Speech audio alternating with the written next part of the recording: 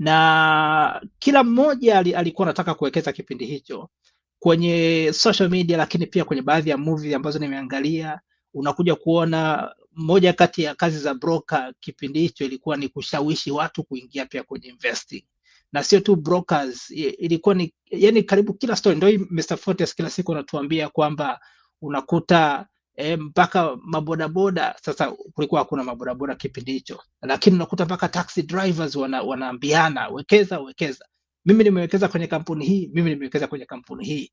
Kwa hiyo ikafika mahala uwekezaji wa kwenye soko la hisa ilikuwa ni maarufu kama mpira tuseme, kama mpira. Kwa hiyo kila mtu alikuwa anataka kuwekeza.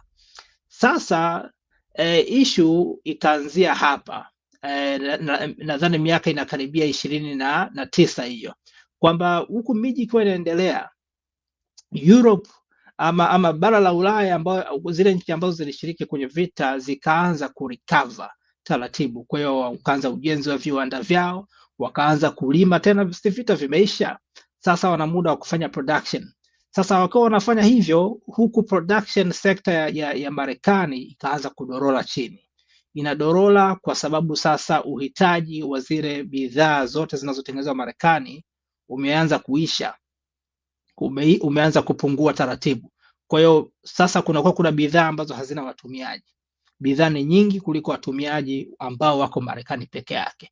Hiyo ikapelekea bei za hizo bidhaa kuanza kushuka, ambayo pia iliambatana na watu kushindwa kununua vitu, kwa sababu moja kati ya kitu ambacho kimeonyeshwa, sijui nimeshaweka kwenye presentation ya baadaye, ni kwamba wanadai kosa lililofanywa hasa na waajiri kipindi hicho, hawakuwajali sana waajiriwa wao kwa kuwaongezea mishahara. Wao walikuwa wanajali zile profit zote, labda wazirudishe labda kwenye biashara ama wachukue wenyewe.